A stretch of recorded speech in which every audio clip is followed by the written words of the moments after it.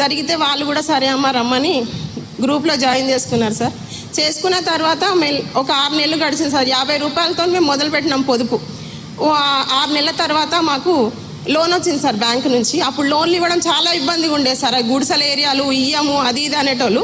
కానీ మేమేం వదిలిపెట్టలే. మేము ఖచ్చితంగా కడతాం సార్, మాకు ఫస్ట్ చిన్న లోన్ ఇవ్వండి, ఇచ్చి మేము కట్టకపోతే అప్పుడు మేము దేనికైనా రెడీగా మేము కడతాము, మా గుడిసెలను చూడకండి, మా నమ్మకాన్ని చూడండి అని బ్యాంకు వాళ్ళని అప్పుడు మేము బతిలాడుకున్నాం సార్.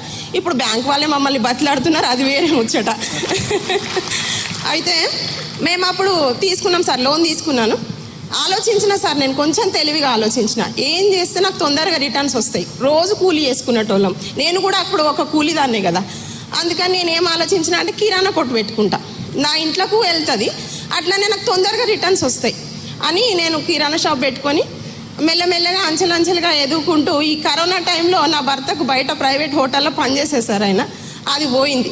ఇంకా నాకు ఏడుపు వచ్చింది, ఏం చేయాలి, ఉత్త కిరాణా షాప్తో ఏం నడుస్తుందని అనుకున్నప్పుడు నాకు ఒక ఐడియా వచ్చింది సార్. పాలు పెరుగు నెయ్యి అవన్నీ అమ్ముకుంటాం, అయితే నేనే పనీర్ చేస్తే బాగుంటుంది అనే ఉద్దేశంతో నేను పనీర్ బిజినెస్ మొదలుపెట్టిన సార్.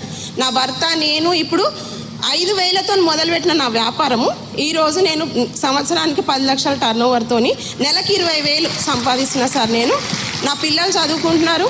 పిల్లలు ఏం చదువుతున్నారమ్మా? ఒక బాబేమో ల్యాబ్ టెక్నీషియన్ చేసిండు సార్, ఇంకో బాబేమో బీటెక్ చేసిండు సార్. బీటెక్ చేసిండు. ఇద్దరు కొడుకులే సార్. నాకు కట్నం తీసుకుంటావా పెళ్ళిలో? తీసుకోండి సార్.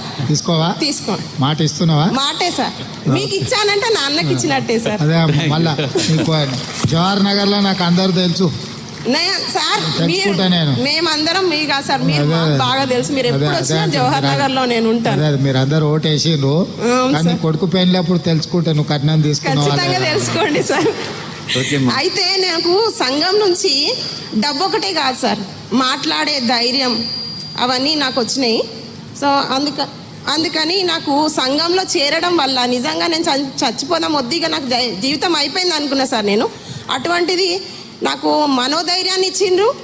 కుటుంబం వాళ్ళకంటే ఎక్కువ కూడా సంఘం వాళ్ళే సార్. మాకు ఆపద వచ్చినా సంపద వచ్చినా, ఈరోజు మా సంఘానిది 2.5 లక్షలు ఉంటుంది సార్. మేము ఎవరికన్నా చిన్న పేద అమ్మాయి పెళ్లి చేస్తానన్నా, లేకపోతే చదువుకుంటుందన్న 1,00,000 రూపాయలు మేము అందరం కలిసి ఇచ్చేస్తాం.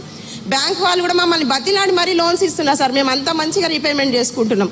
కరోనా టైంలో కూడా మేము రీపేమెంట్ ఎక్కడా సంఘాల ద్వారా ఆగిపోయింది లేదు సార్. కాబట్టి మేము ఇట్లా పనీర్ అది నేను తయారు చేసుకుంటున్నా కదా సార్, ఇట్లా అమ్ముకుంటూ నాతోటి ఉన్న మహిళలకు కూడా నాకు ఉపాధి కల్పించడం జరిగింది సార్. ఇప్పుడు ఆపరేషన్ లేకుండానే మోకాళ్లకు ప్లాస్మా ట్రీట్మెంట్, మీ ఆర్థోపెడిక్ సమస్యలన్నిటికీ రోబోటిక్ టెక్నాలజీ ద్వారా తక్కువ ఖర్చుతో శాశ్వత పరిష్కారం, ఫ్రీ కన్సల్టేషన్, ప్రతి ట్రీట్మెంట్ పై 20% డిస్కౌంట్.